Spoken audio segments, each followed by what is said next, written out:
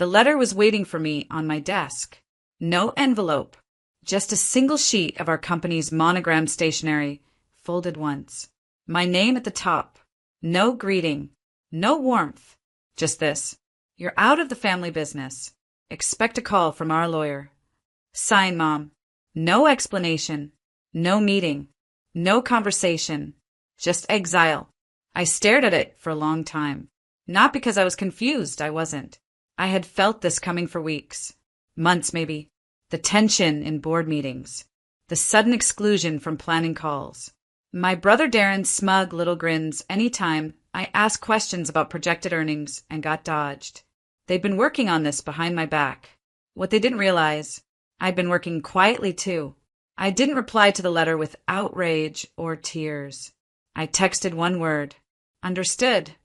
Then I poured myself a glass of wine, red, dry, no ice, sat on my balcony and watched the sun set like I didn't just lose a company I'd spent a decade helping build. Because I hadn't lost anything yet. They had. By midnight, I'd already made the first call to my private attorney, Meredith, who specialized in corporate dissolutions and high-emotion transitions, as she liked to call them. By noon the next day, my 40% equity share was on the table. I didn't sell it to just anyone. I sold it to our biggest competitor, a quiet, well-capitalized firm that had been trying to edge in on our market for years. And now, with my stake, they didn't need to edge in anymore. They owned enough to step inside. Within 48 hours, my brother was calling nonstop. Vanessa, what the hell did you do? You're being emotional. This isn't how family handles things. Can we meet? Please. We need to talk. I didn't answer right away, because this wasn't emotional. It was surgical. They cut me out. I just made sure they'd feel exactly what they tried to take from me. And what my mother didn't know, what none of them did, was that I had receipts, notes, recordings, and my own version of how this company was really built. And now that I had nothing left to protect, I wasn't just walking away. I was walking through them. The company was supposed to be our legacy. It started in my mother's garage, one sewing machine, a few fabric samples, and a dream of building something for the family, by the family. That's what she always said. But dreams are easy when someone else does the groundwork. I was the groundwork. While Darren was partying his way through college and Mom was pitching investors over wine tastings, I was the one pulling all-nighters, managing spreadsheets, packaging orders, building our first e-commerce site from scratch when we couldn't afford a real developer. I didn't complain. I believed in the vision. In her. I was 24 when I gave up a full-time job offer at a Fortune 500 firm to stay on and help grow the family business. She said it would all be worth it. She said, someday this will all be yours. And for a while, it felt like it might be. We hit 6 figures in year 3, opened a fulfillment center by year 5. I negotiated contracts, optimized the supply chain, and designed the pricing model that finally made us profitable. My name wasn't on the front, but my fingerprints were on everything. Then Darren rejoined the company. After bouncing through jobs for most of his 20s, he suddenly wanted in. Mom welcomed him like a prodigal son returning from war. I was told to train him on operations. I did, quietly, thoroughly, even when he started calling himself co-CEO. Even when he interrupted me in board meetings with jokes about how I was the calculator and he was the big picture. Mom laughed every time. I started noticing changes. Client meetings I wasn't invited to. Expenses I never signed off on. A growing distance in Mom's tone when she spoke to me. Colder clipped. Still I stayed. Because loyalty doesn't vanish overnight. And I thought if I just worked harder, they'd remember who got them there. Then came the letter. Folded. Final. Formal. No thanks. No warning. Just you're out. That's when I realized they didn't just want me gone. They wanted my silence. Because if I was out, they thought they could control the story. They forgot the most important part. I owned 40% of the truth. And now that I had nothing left to lose, I wasn't going to whisper anymore. It's funny how obvious things look in hindsight. Now that the mask had dropped, I could trace the betrayal like a dotted line. Clear, direct, deliberate. It started with the meeting I wasn't invited to. At the time, it was brushed off. Oh, it was just a quick lunch with investors. Darren said it like it was nothing, but I handled our investor communications. Always had. There was no reason I should have been left out, unless there was something they didn't want me to hear. Then came the updated branding rollout. Darren brought it to the board, all polished slides and buzzwords he barely understood. I remember flipping through the presentation and seeing something strange. Our founding story had been revised. Gone was any mention of the garage. Gone was any reference to my name. In its place, launched by siblings Darren and Rachel Evans under the guidance of their mother, Carol. Rachel? My cousin, who worked with us for 3 months before quitting to sell essential oils online. I called them out. Darren laughed and said, "Relax, Vanessa. It's just marketing." Mom didn't say a word. That was when I knew something had shifted. More signs followed, small ones, but they added up. I was asked to focus more on back-end strategy and stay out of client presentations. Mom started calling Darren our key executive. New hires began reporting directly to him, even when their departments were under mine. Still, I kept quiet, because silence, I believed, meant strength, because I thought loyalty was louder than ambition. But the final straw? It wasn't the letter. It was what came after. 2 days before the letter landed on my desk, I caught wind of a rumor from one of our suppliers. He called me to confirm something he'd heard from the new CEO.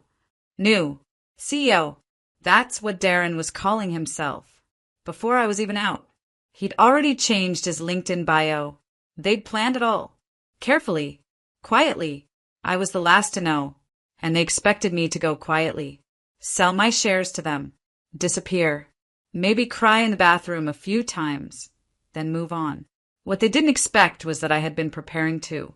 While they were plotting my exit, I had been securing my independence, creating a side portfolio, building connections with firms who valued experience over ego.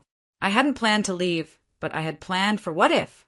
And when the what if arrived, I didn't panic. I pivoted, because they didn't just underestimate me. They trained me.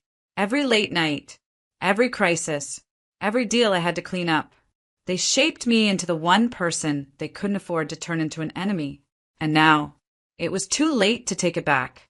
I didn't call my mother. I didn't respond to Darren's 3-line email asking if we could be adults about this. Instead, I called Meredith, my attorney. Meredith doesn't do small talk.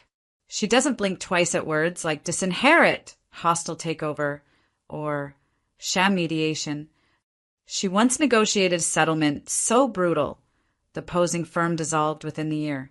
"How aggressive do you want to be?" she asked, skipping hello. "Surgical," I said. "I want to be done before they even realize what I'm doing." She paused. "Good, because the way they removed you, that wasn't impulsive. It was a plan, so we'll give them one of our own." We started with my shares. I owned 40%, a combination of vested equity, founder's compensation, and reinvested dividends. They'd always assumed I'd sell back to the company or transfer my ownership to Darren under some peaceful family clause. That clause didn't exist, because I'd written the original bylaws, and there were no restrictions on who I could sell to. So I made a list of the company's top 3 competitors, all of whom had tried to buy us out in the past. I scheduled calls. I didn't pitch my shares like a desperation sale.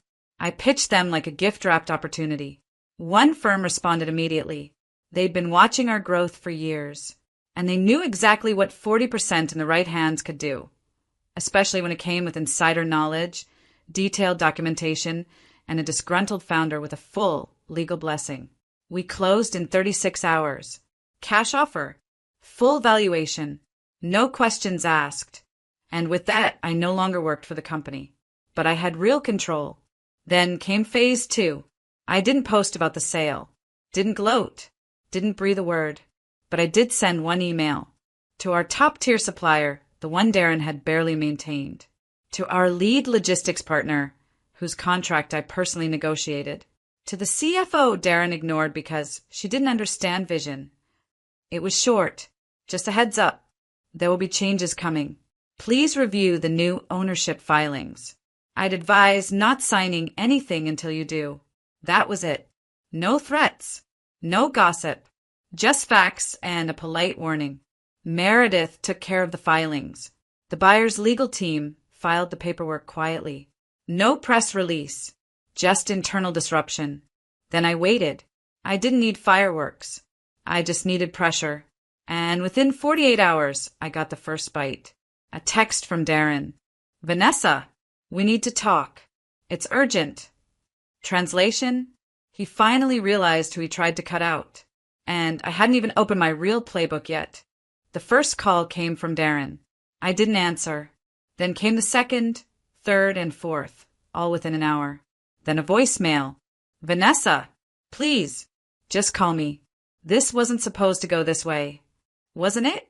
Because from where I stood, it went exactly how they planned. Until I moved first. By day 3, the supplier contracts had started to shift. The new partial ownership stake sold to our competitor had triggered automatic reviews on all vendor agreements. I knew because I'd written those clauses 2 years ago, back when I still believed in protecting the brand. The supplier called me, not Darren. We're confused, he said. They're asking for extensions, renegotiations. The new ownership group is requesting performance audits. I told him gently, just follow the terms. Nothing more, nothing less. That afternoon, I got an email from my mother. No greeting, just, this is petty. We're family. I sat with that sentence for a long time. Petty? Petty would have been filing a lawsuit for wrongful termination and dragging them through court for defamation, emotional distress, and financial misconduct.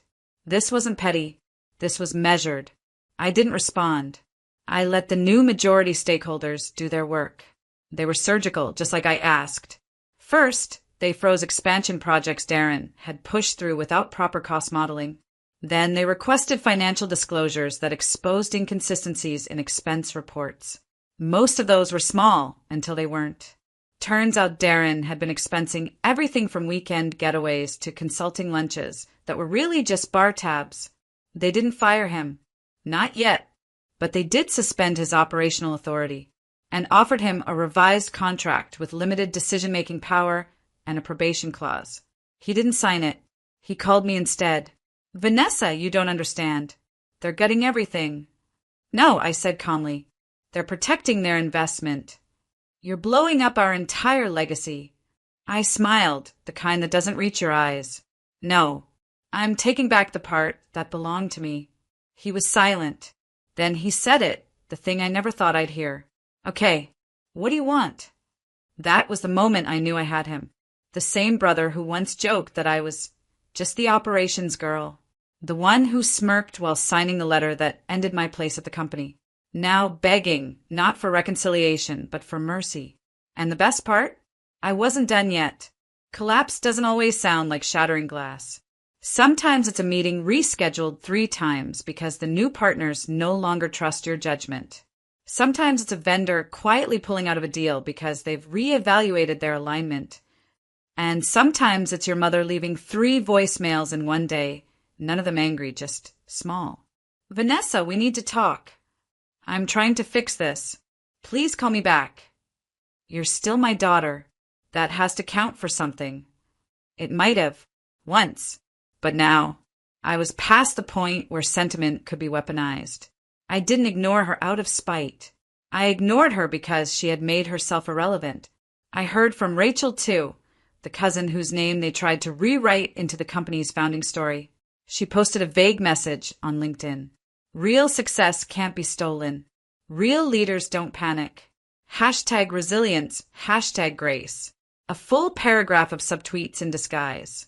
But it didn't matter, because while they were scrambling for control over optics, the new leadership was focused on results. The investor I sold my stake to had wasted no time. They brought in consultants, not to rebrand, but to investigate. Within a week, every department had been audited. 2 directors resigned. 1 marketing lead was quietly let go after it was revealed they'd been funneling company ad spend into a side project for Darren's podcast. The truth was the business was still viable, healthy even. It just needed different hands. And that was what destroyed them most. Because now the company was succeeding without them. And everyone could see it. Clients noticed. Former partners reached out to me. I had 3 job offers on the table before the end of the month. One was from our biggest supplier, but I wasn't looking for employment.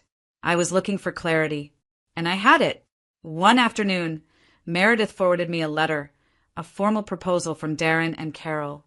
They wanted to buy back my stake at 30% above market value in exchange for a full release of statements I had previously made to the board regarding internal practices. In short, they wanted me gone and quiet. It would have been a win if they had sent it 2 weeks earlier. But now, their offer was worthless because I had already declined the buyback, already committed to the investor, already ensured that they would never have full control again. That night, I poured another glass of wine, red, dry, no ice. I lit a candle, sat by the window, and smiled, because this wasn't just about revenge. It was about relief. Relief from years of second-guessing myself. Relief from being the afterthought in a story I had helped build from day one. Let them scramble. Let them plead. Let them rewrite their version of history all over again. I had already written the ending. I didn't go back. Not to the boardroom. Not to the office. Not even to retrieve my name from their mouths. I had no interest in reclaiming a seat at a table I helped build, only to be told to stand in the hallway. Instead, I built my own. At first, it was just a side idea, a whisper of possibility, a sketch in the margins of a journal I hadn't written in for years. I called it Second Founders, a consulting and legal prep firm for women being pushed out of their own startups. Women like me. Turns out there were a lot of us. Within weeks of announcing the idea, my inbox was full. Co-founders who were iced out by their husbands after the first round of funding. Daughters pushed aside by brothers in family businesses. Quiet women with sharp minds, waiting for someone to tell them they weren't crazy for feeling erased. I told them what I had to learn the hard way. You're not emotional. You're observant. You're not overreacting. You're uncovering. And you're not dramatic. You're dangerous when you stop apologizing. The first workshop sold out. By month 2, I had 5 paying clients and a wait list. I hired a former paralegal, then a part-time strategist. I got featured in a small business newsletter. The headline read, "The woman they tried to cut out just built the blueprint for the rest of us." Evan, my ex from years ago, emailed me after that article. "Proud of you. Knew you'd do something powerful." I didn't respond, not because I was bitter, but because I didn't need closure from people who only show up once you've already won. I made peace with a lot of things. I stopped tracking the family business's stock value, stopped rereading the letter that started all of this, stopped wondering what would have happened if I had just stayed quiet, because the truth is I would have survived, but I wouldn't have lived. And now I speak on stages I used to sit in the back of. Now I mentor founders who remind me of myself, but younger, louder, and beautifully unwilling to wait for permission. And on Sundays, I go to the farmer's market, buy sunflowers, and sit by the window with my wine, red, dry, no ice. It's not dramatic. It's not glamorous. But it's mine. The life I built when I stopped trying to keep what I was never meant to beg for. The victory wasn't that I made them regret cutting me out. The victory was that I never needed them to begin with. It's strange, the kind of silence you notice after everything explodes. Not the hollow silence of abandonment. I lived in that too long. This one's different. It's the quiet after storm, when the ground stops trembling and you realize you're still standing. That the rubble behind you wasn't your foundation, it was just debris. It's been nearly a year since the letter. No lawsuits. No second offers. No apologies. Just distance. I never heard from my mother again. Not even a message through someone else. Not even for my birthday. It used to sting.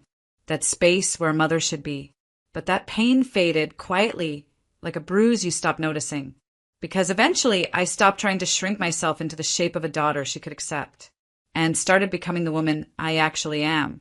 The irony? They used to call me the cold one. Too calculated. Too blunt. Too obsessed with process and risk management. But I was never cold. I was just trying to hold together a family who didn't know how to carry me. They only saw value in what I could produce. Numbers, contracts, hours. Not boundaries. Not ownership. not identity. But the day they cut me out, they handed me back everything I'd given up. My voice, my future, my name. That's the thing about people who try to erase you. They never expect you to write the ending yourself. And I did. Not in fire, in ink. I look back now with a kind of gentle detachment. Not forgiveness, not quite, but peace. Like watching a film of someone else's life and realizing the main character finally walked off the wrong set and walked into her own. My company is thriving. Not an empire. Not yet. But clean, honest, impactful. Every time a client sends a message that starts with, "I thought I was crazy until," I remember exactly why I stayed the course. Because the world is full of women like me. Too smart to be overlooked. Too tired to keep proving we belong. Too done waiting for someone to hand us the pen. Now I keep my own notebooks. I write my own numbers. I speak when I want. Walk away when I need. And on the first anniversary of the letter, I did something small. I printed it, folded it, sealed it in an envelope. Then I wrote one word on the outside. Thank you. Not to send, not to burn, just to remind myself that sometimes the door they slam in your face is the one you never should have walked through in the first place.